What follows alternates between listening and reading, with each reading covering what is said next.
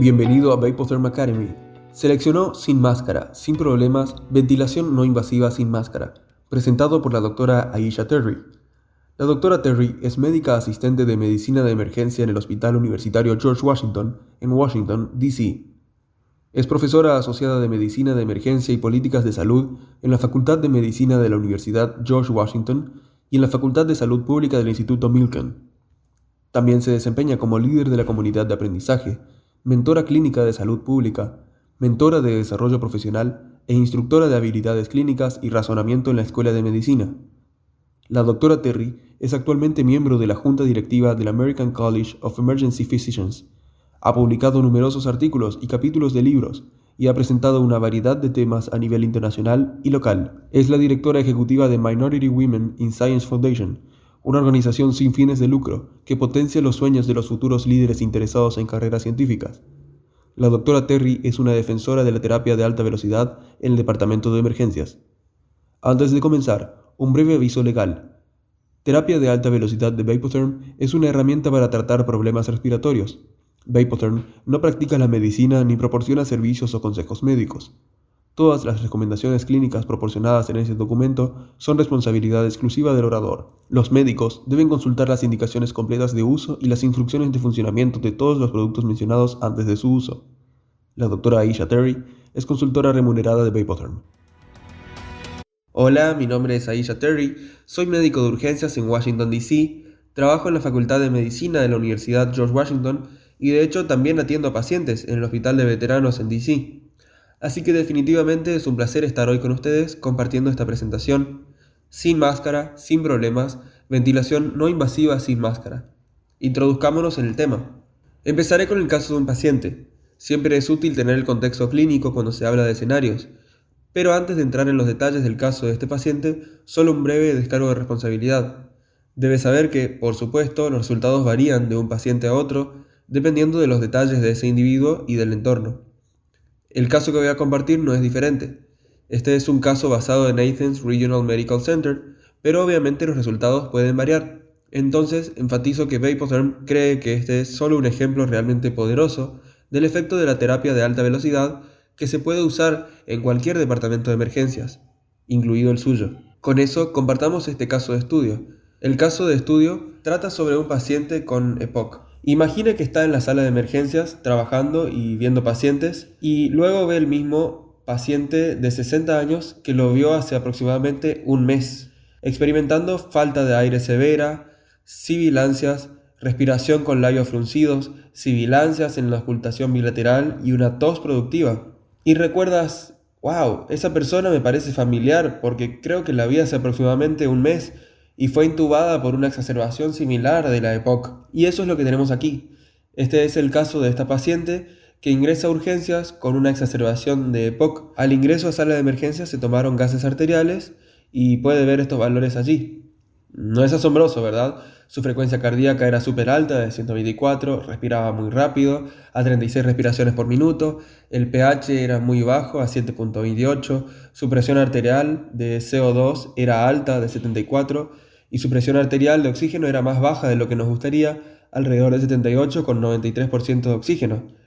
Claramente, esta señora tenía acidosis respiratoria aguda, y ella, nuevamente, es una paciente que se ve comúnmente en nuestro departamento de emergencias todos los días. Entonces pregunto, ¿qué tipo de soporte respiratorio cree que sería apropiado para comenzar en un paciente como este que ve en el departamento de emergencias? Algunos podrían decir que la ventilación con presión positiva no invasiva o BiPAP podría ser el camino, pero yo diría que deberíamos considerar algunas otras modalidades potenciales y específicamente Vapotherm, que es nuestra terapia de alta velocidad y es una opción de tratamiento sin máscara, a diferencia de la ventilación con presión positiva, no invasiva o BiPAP. En este caso, de hecho, inicialmente los profesionales que atendían a este paciente solicitaron BiPAP y terapia respiratoria, pero por alguna razón nunca se inició. En cambio, decidimos probar la terapia de alta velocidad.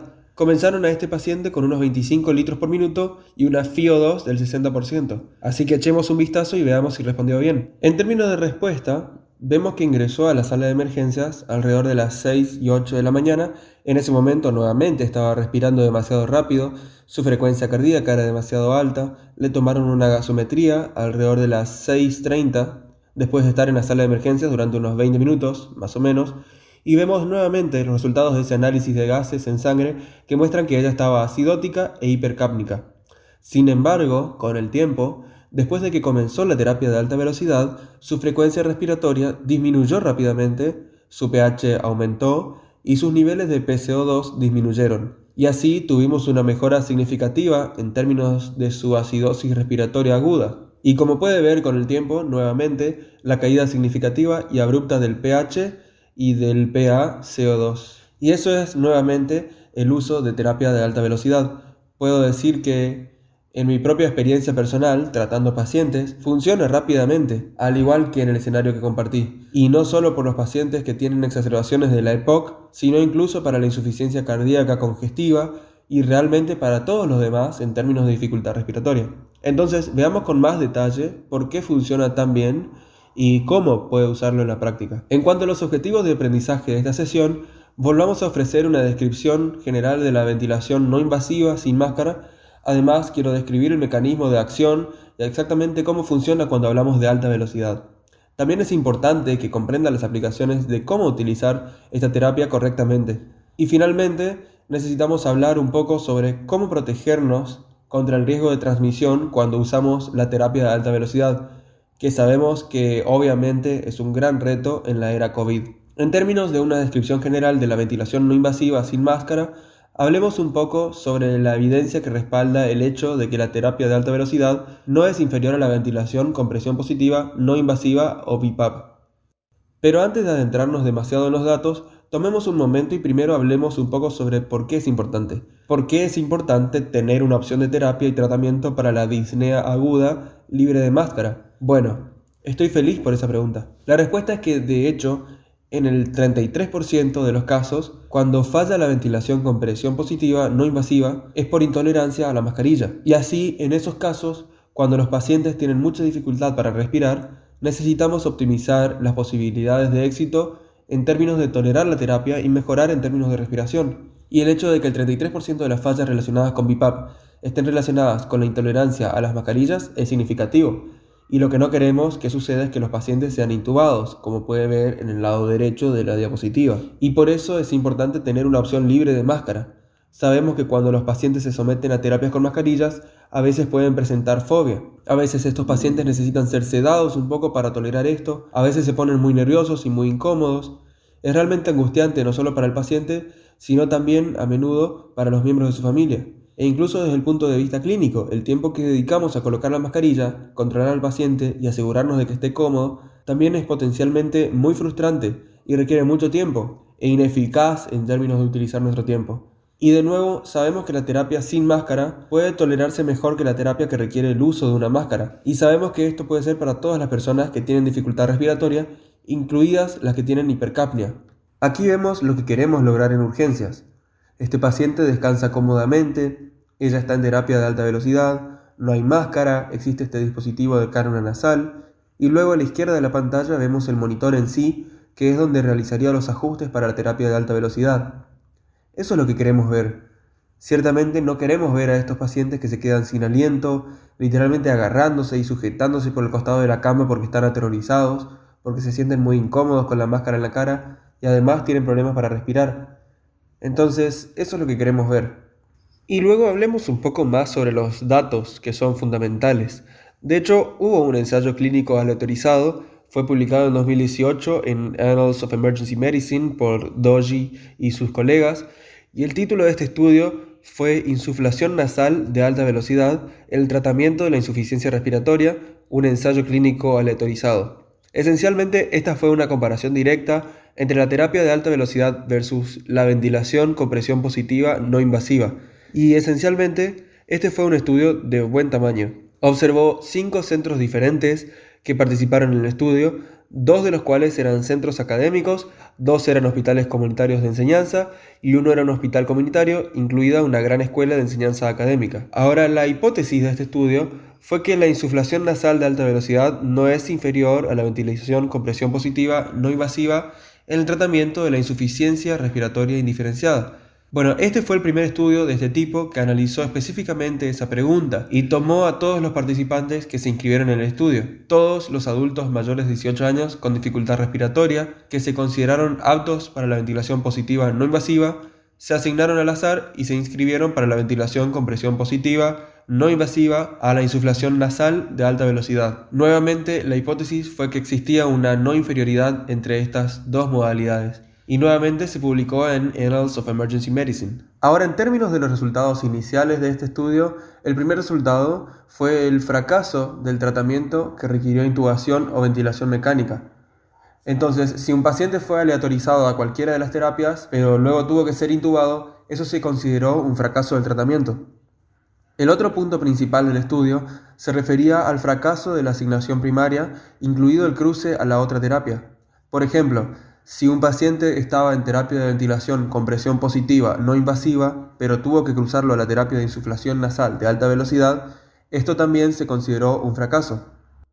Echemos un vistazo a las características de los pacientes que realmente fueron incluidos en este estudio en función de sus diagnósticos de alta. Y entonces vemos aquí un cuadro realmente colorido que habla de la diversidad realmente en términos de quién presentó y quién se inscribió en este estudio en relación con la dificultad respiratoria indiferenciada. Tuvimos pacientes en este estudio con asma, insuficiencia cardíaca congestiva, EPOC, disnea general, neumonía, sepsis, etc. Y no hubo diferencias significativas entre los grupos de aleatorización en términos de edad, IMC principal o puntuación de Apache, ya que también hubo una puntuación máxima de Apache de alrededor de 31. Las puntuaciones de Apache, por supuesto, hablan de qué tan enfermo está el paciente, cuál es su pronóstico en términos de hospitalización. Aquí vemos nuevamente pacientes indiferenciados, quienes estaban todos en este estudio y entre todos ellos demostraron que no había inferioridad al comparar la terapia de alta velocidad con la ventilación no invasiva con presión positiva. Echemos un vistazo a los resultados principales. Aquí vemos un gráfico que muestra que la insuflación nasal de alta velocidad no es inferior a la ventilación con presión positiva no invasiva. Y estamos analizando todo, desde el contexto de la falla hasta la intubación, y vemos que la tasa de intubación para los pacientes asignados a alta velocidad fue de aproximadamente al 7%, y la tasa de fracaso para los asignados a la ventilación con presión positiva no invasiva fue de aproximadamente el 13%. Por lo tanto, no hay diferencia significativa entre las dos terapias, por lo que, nuevamente, no es inferior en términos de comparación entre estas dos. Ahora, en términos de observar el resultado primario de pasar a una terapia diferente porque quizás el paciente no toleró una o no pudo ventilar durante la otra, aquí vemos este gráfico que muestra todas las tasas de falla de la terapia por causa. Por lo tanto, aunque el cruce es mayor para la insuflación nasal de alta velocidad que para la presión positiva no invasiva, 26% versus 17%, aún se alcanzó el margen de no inferioridad, y así, a pesar de que estos números son diferentes, 26% versus 17%, este margen de no inferioridad aún se cumplió. Por tanto, todavía no se han encontrado diferencias significativas. Y también sabemos que en términos de cruce, en realidad dependía del médico decidir si mover a un paciente a la otra terapia. Una teoría es que, en realidad, los médicos pueden haberse sentido más cómodos brindando atención a través de la ventilación con presión positiva no invasiva solo porque ha existido por más tiempo y tal vez tengan más experiencia con ella. Y esa puede ser la razón por la que hubo un aumento en la tasa de transición de la terapia de alta velocidad a la ventilación con presión positiva no invasiva, pero satisface decir de nuevo que aún se ha alcanzado el margen de no inferioridad. Echemos un vistazo a algunos de los resultados secundarios, y específicamente con respecto a los efectos ventilatorios. El estudio también mostró que no hubo diferencia significativa entre la frecuencia cardíaca, la frecuencia respiratoria, la saturación de oxígeno, el nivel de CO2 o la escala Borg. Sabemos que la escala Borg es en realidad una medida de cómo un paciente describe su grado de disnea o dificultad respiratoria. Y como podemos ver aquí en este gráfico, sabemos que nuevamente, tanto para alta velocidad como para presión positiva no invasiva, vimos que con el tiempo hubo una disminución en la PCO2 y que no hubo diferencia significativa entre los dos tratamientos. Ahora, esta diapositiva realmente muestra lo que pensaron los profesionales de salud sobre la terapia de alta velocidad en comparación con la ventilación con presión positiva no invasiva. En realidad, este cuadro representa la respuesta de los médicos en términos de su percepción de la respuesta del paciente, su percepción de la comodidad del paciente, su percepción de lo simple que fue utilizar la terapia. Y vemos que para alta velocidad fue calificado más alto por los médicos participantes en comparación con la presión positiva no invasiva. Los médicos también evaluaron su percepción de la dificultad técnica y la percepción de la necesidad de seguimiento. Para ambas modalidades no hubo diferencia significativa entre alta velocidad y presión positiva no invasiva. Y así lo vemos aquí. Generalmente, cuando observa el promedio de cada una de estas categorías, la calificación promedio fue de alrededor de 5 para alta velocidad en todos los ámbitos: capacidad de respuesta, comodidad y simplicidad de uso. Claramente esta no es una diferencia significativa entre los dos, y en general la puntuación media que dieron los médicos fue ligeramente superior en comparación con la ventilación con presión positiva no invasiva.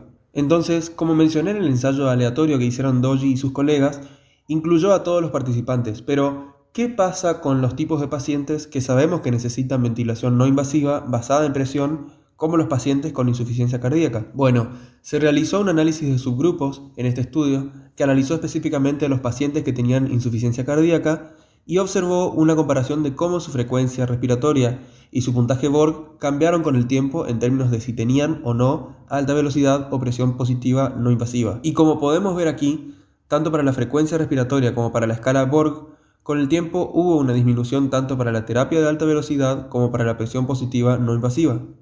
Y así, nuevamente, tendencias muy similares a lo largo del tiempo. Y como dije antes, el puntaje Borg es bastante significativo porque habla nuevamente de la percepción que tiene el paciente de cómo está en relación con la dificultad respiratoria. Y con la insuficiencia cardíaca congestiva en particular, hay estudios que muestran que las exacerbaciones agudas pueden agravarse por los aumentos repentinos de catecolaminas que pueden ser inducidos por la ansiedad del paciente. Por lo tanto, su sensación de comodidad y tolerancia hacia la terapia es muy importante en términos de predecir qué tan exitoso podría ser su tratamiento.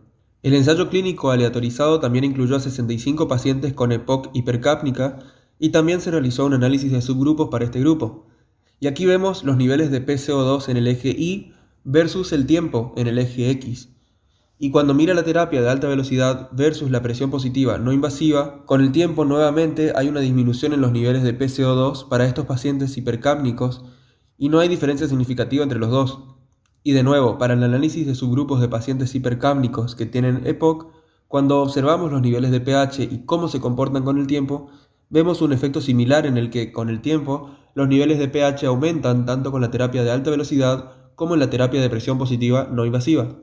Por lo tanto, en general, al observar el análisis de subgrupos, vemos que la alta velocidad es capaz de proporcionar soporte ventilatorio de eficacia comparable a la presión positiva no invasiva en el contexto de insuficiencia respiratoria hipercápnica aguda. Y esto es en realidad bastante significativo porque, nuevamente, no se debe olvidar el hecho de que Vapotherm es tan versátil en términos de los tipos de pacientes en los que puede utilizarse y proporcionar una mejora en sus síntomas. Y con ese fin, específicamente, se ha demostrado que los pacientes hipercápnicos se desempeñan tan bien con la terapia de alta velocidad en comparación con la presión positiva no invasiva. Demostraron que con el tiempo, sus niveles de PCO2 disminuyen con la terapia de alta velocidad en relación con la presión positiva no invasiva. Por eso es genial tener nuevamente una terapia adicional en nuestro arsenal para manejar a estos pacientes de una manera mucho menos invasiva, sin máscara y asociada a mejores resultados. En parte, debido a la evidencia clínica del estudio Doji, del que estoy hablando, la FDA ahora también diferencia entre productos de alto flujo y productos de alta velocidad. Y a veces creo que la diferenciación se pierde entre los médicos. Existe una diferencia entre la terapia de alto flujo y la terapia de alta velocidad. Y hablaremos más sobre los detalles de estas diferencias. Pero basta con decir que la FDA reconoce la diferencia. Y de hecho, la FDA otorgó recientemente al sistema Precision Flow indicaciones ampliadas para su uso y creó un nuevo código de producto para este producto específico. Estas indicaciones ampliadas son en realidad más similares a las indicaciones de un dispositivo de presión positiva no invasivo de Philips. Y como puede ver aquí, se comparan estos productos en todos los ámbitos: alta velocidad versus alto flujo en el centro versus ventilación con presión positiva no invasiva.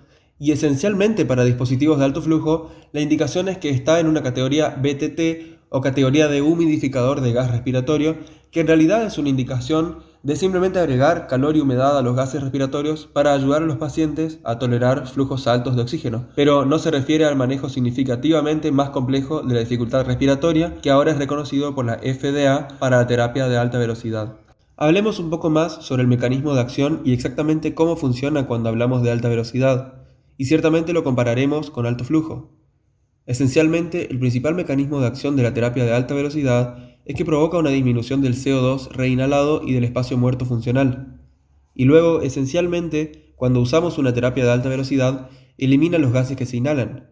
Este lavado da como resultado una disminución del CO2 inspiratorio extratorácico, por lo que el gas no se vuelve a inhalar y disminuye funcionalmente el espacio muerto anatómico superior. El espacio muerto a menudo es solo un área que no es saludable en términos del tipo de gas en ese espacio muerto, y los pacientes pueden volver a respirar ese gas del espacio muerto. Es simplemente un uso del espacio realmente ineficaz e ineficiente, y así, a alta velocidad, este espacio muerto se lava continuamente y esto crea un depósito para el gas perfectamente acondicionado. Y así es como funciona realmente.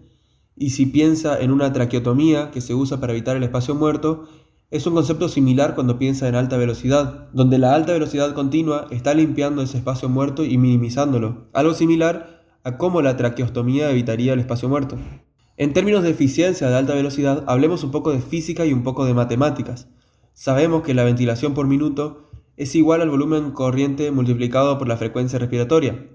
Ahora, cuando hablamos de ventilación alveolar, un poco más abajo del tracto respiratorio, es similar a la ventilación por minuto, excepto que tiene en cuenta el espacio muerto. Entonces, la ecuación para la ventilación alveolar es, como puede ver aquí, el volumen inspirado menos el espacio muerto multiplicado por la frecuencia respiratoria. Ahora, cuando compara la ventilación con presión positiva no invasiva, que ve ilustrada en el lado izquierdo de la pantalla, con la terapia de alta velocidad, la diferencia es que con presión positiva no invasiva está causando un aumento de volumen corriente, mientras que con la terapia de alta velocidad el espacio muerto está disminuyendo. Entonces, son dos enfoques diferentes los que finalmente dan como resultado el mismo objetivo. Se realiza por diferentes medios, pero esencialmente el punto final y el resultado son similares entre estas dos terapias. ¿Cuál es realmente la diferencia entre flujo alto y alta velocidad? Bueno, de nuevo, estoy muy feliz por la pregunta. La principal diferencia tiene que ver con el tamaño de la cánula nasal. La terapia de alta velocidad tiene una cánula nasal de menor diámetro que se ve aquí ilustrada en azul,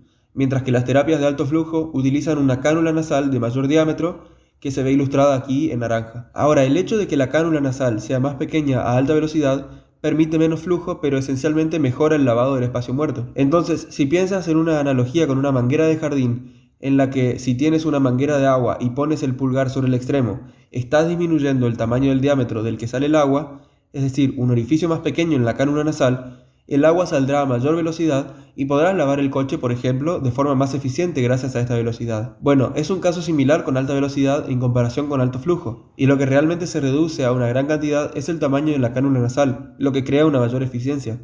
Y hablando de eficiencia, hablemos un poco sobre la eficiencia de desplejar el espacio muerto.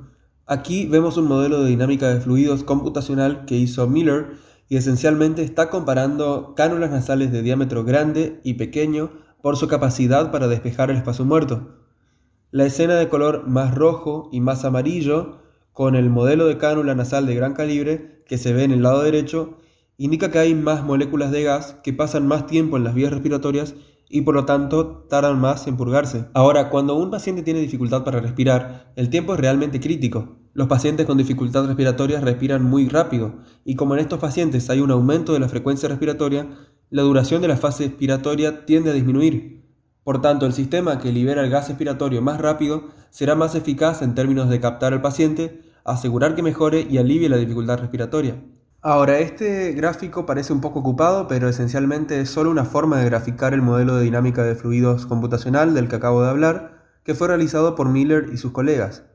Proporciona ejemplos nuevamente de tiempos expiratorios en función de la frecuencia respiratoria y luego muestra la fracción acumulativa correspondiente de espacio muerto que se purga con cánulas de orificio pequeño de alta velocidad versus cánulas de orificio más grande de flujo alto estándar. Y esto nuevamente es clave porque esencialmente muestra que con la insuflación nasal de alta velocidad se obtiene aproximadamente un 70% de lavado frente a un 20% de lavado con cánula nasal de alto flujo, particularmente cuando hay pacientes con frecuencias respiratorias realmente altas. Además, muestra en este gráfico que la insuflación nasal de alta velocidad logra un lavado de 80 a 90% frente a un lavado de 40 a 60% para alto flujo. Incluso cuando comienza a tener una ligera disminución en la frecuencia respiratoria, todavía hay mucha más eficiencia de lavado cuando se compara la alta velocidad con el alto flujo. Ahora, este gráfico en realidad está adaptado del trabajo de Williams y sus colegas y muestra la función de la mucosa como una función de la humedad inspirada. Entonces aquí vemos el gas inspirado a una temperatura ideal, digamos 100%.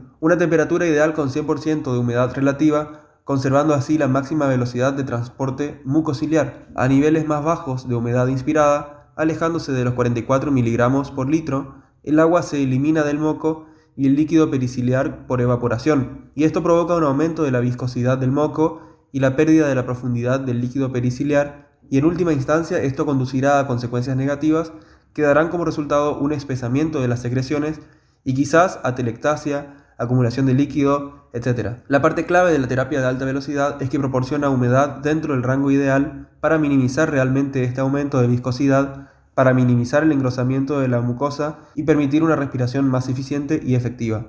Hablemos un poco sobre la aplicación clínica en términos de alta velocidad y cómo la va a utilizar para sus pacientes.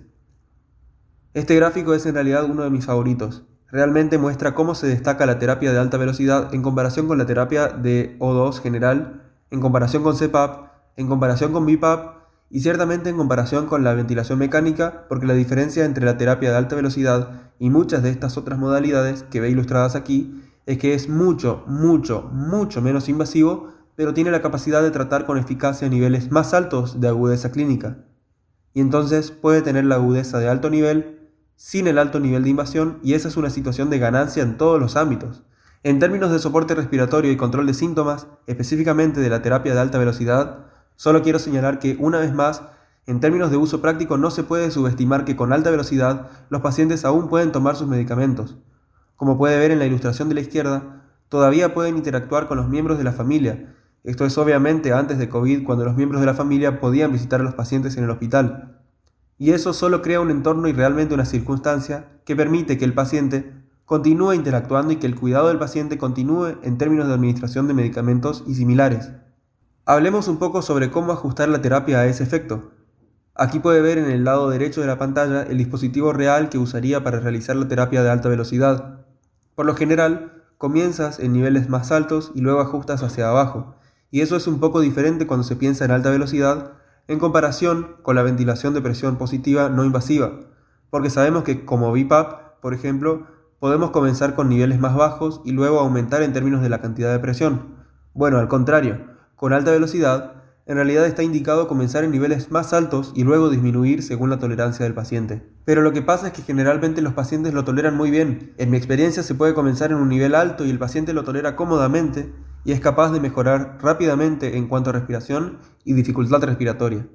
Pero en términos generales, para los adultos, puede comenzar con alrededor de 25 a 35 litros por minuto, y para los niños se basará en un peso de 1,5-2 litros por minuto por kilogramo.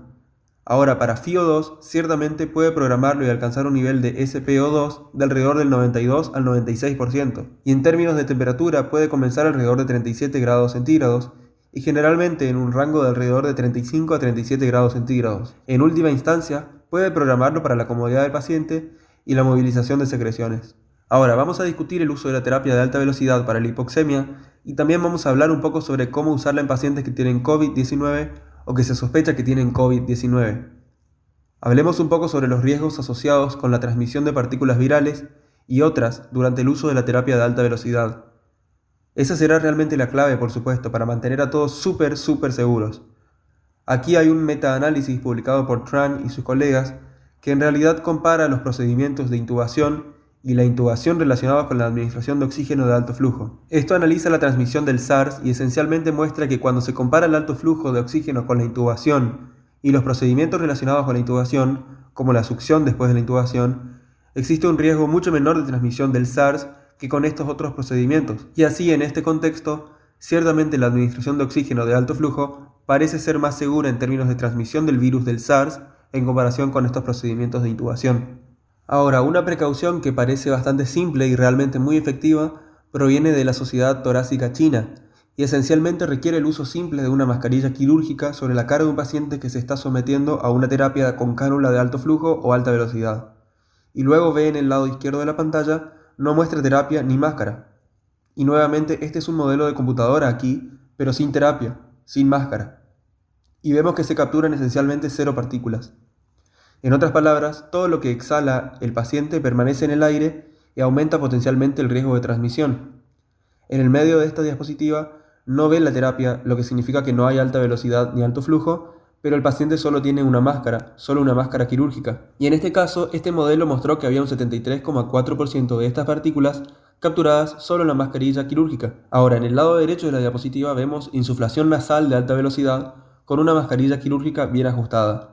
Y en este escenario, el 88,8 o casi el 89% de las partículas fueron capturadas y por tanto no liberadas al aire y disminuyendo el riesgo de transmisión. Esto trata de una herramienta sencilla pero eficaz que se puede utilizar para reducir el riesgo de transmisión de partículas virales simplemente colocando una mascarilla quirúrgica en el paciente mientras se somete a la terapia. Ahora, más recientemente, Vapotherm también ha probado otro método de captura de partículas. Lo que ve aquí es un kit de limitación con presión negativa que llamamos Felix 1 y esencialmente combina una máscara facial completa modificada, como puede ver, y también adaptadores y un tubo de succión de aproximadamente 1/4 de pulgada que está conectado a un recipiente en una aspiradora de hospital.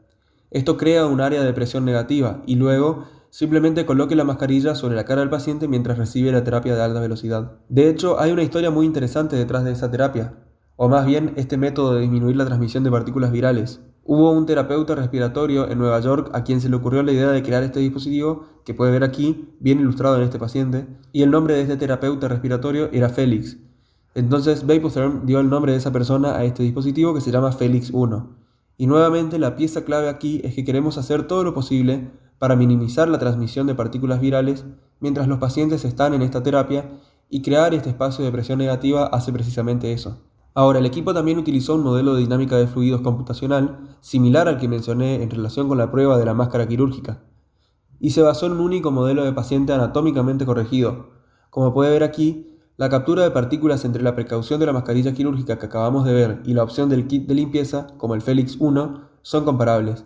Por tanto, un 97,1% de captura con Felix 1 en comparación con el 88,8% con captura de máscara quirúrgica. En resumen, solo para revisar lo que hemos discutido en los últimos minutos, sabemos que definitivamente hay evidencia clínica para concluir que la terapia de alta velocidad es una alternativa viable a la ventilación con presión positiva no invasiva para el tratamiento de la insuficiencia respiratoria indiferenciada. Puedo decir una vez más que ciertamente he utilizado la terapia de alta velocidad en todos los pacientes con dificultad respiratoria. Tuve un paciente que en realidad tuvo una exacerbación de insuficiencia cardíaca congestiva y también tenía algo de anemia aguda con una hemoglobina de 6, que traté con terapia de alta velocidad y honestamente puedo decir que en menos de 30 minutos se sentía mucho mejor. Sus niveles de oxígeno habían mejorado y se sentía mucho mejor, que realmente quería dejar el hospital antes de que le administraran una transfusión de sus derivados sanguíneos. Entonces le expliqué que no era una buena idea, pero solo muestra el hecho de que esta terapia es efectiva para todos los pacientes con diversas causas de insuficiencia respiratoria y en realidad funciona muy bien. En segundo lugar, solo hablamos de terapia de alta velocidad en un sistema abierto que logra la ventilación sin el uso principal de presión. Hablamos sobre cómo la alta velocidad se compara con la presión positiva no invasiva y que la alta velocidad en realidad disminuye el espacio muerto, mientras que la presión positiva no invasiva aumenta el volumen.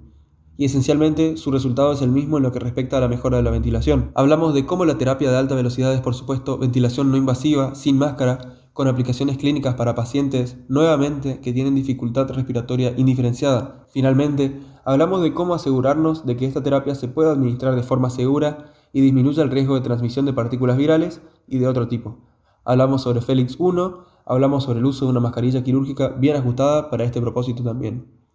Con eso termino. Muchas gracias por su atención. No dude en ponerse en contacto si tiene alguna pregunta. Puede ver aquí mi email. Gracias de nuevo.